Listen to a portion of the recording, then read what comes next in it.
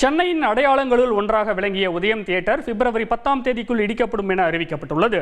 கடந்த 40 ஆண்டுகளாக இயங்கிய இந்த தியேட்டர் மூடப்படுவது சினிமா ரசிகர்கள் மத்தியில் வருத்தத்தை ஏற்படுத்தியிருக்கிறது. விவரிக்கிறார் செய்தியாளர் சதீஷ் முருகன். சென்னை என்றவுடன் பல்வேறு அடையாளங்கள் நம் கண்முன் தோன்றும்.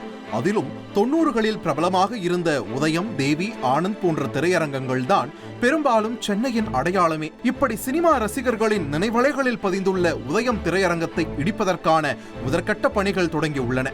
கடந்த 1983ஆம் ஆண்டு அசோக் நகரில் தொடங்கப்பட்ட இந்த திரையரங்கில் உதயம், சந்திரன், சூரியன், மினி உதயம் என 4 ஸ்கிரீன்கள் உள்ளன. அஜித், விஜய் வளர்ந்து வந்த காலகட்டத்தில் புகழ்பெற்ற திரையரங்காக விளங்கிய உதயம் காலப்போக்கில் மல்டிபிளெக்ஸ் தியேட்டர்களுக்கு ஈடுகொடுக்க முடியாமல் தத்தளித்தது.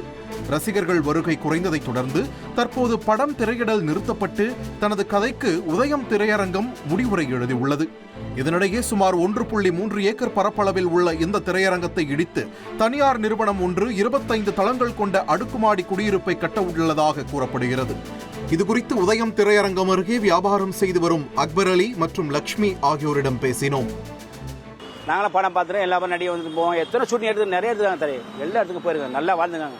இன்னைக்கு சந்திரப சூழ்நிலை அப்படி ஆயிடுச்சு. சந்திரப சூழ்நிலை ஆகி போனால் அப்படி நாளைக்கு தேட்டர் இன்னைக்கு உடைக்க போகிறாங்க. விஜய் தேட்டரில் கூட்டம் வரும். விஜய் படத்துக்கு எல்லாம் படத்துக்கு கூட்டம் ஓவராக வரும். இப்போ வரதில்லை. தேட்டர் வியாபாரம் கொஞ்சம் அந்த எண்ணிக்கை போச்சு. அதுலேருந்து வியாபாரம் கெட்ட ஆயிடுச்சு, எல்லாம் ஆயிடுச்சு. 41 ஆண்டுகளாக இயங்கி வந்த உதயம் திரையரங்கம் வரும் பிப்ரவரி மாதம் 10ஆம் தேதிக்குள் இடிக்கப்படும் என்று தகவல் வெளியாகியுள்ளது. செய்தியாளர் சதீஷ் முருகன் வழங்கும் கூடுதல் தகவல்.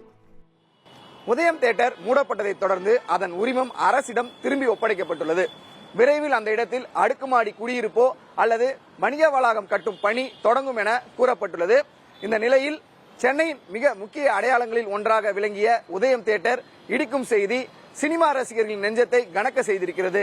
ரஞ்சித். நன்றி சதீஷ் முருகன். செய்திகளை உடனுக்குடன் தெரிந்து கொள்ள உடனே சப்ஸ்கிரைப் பண்ணுங்க.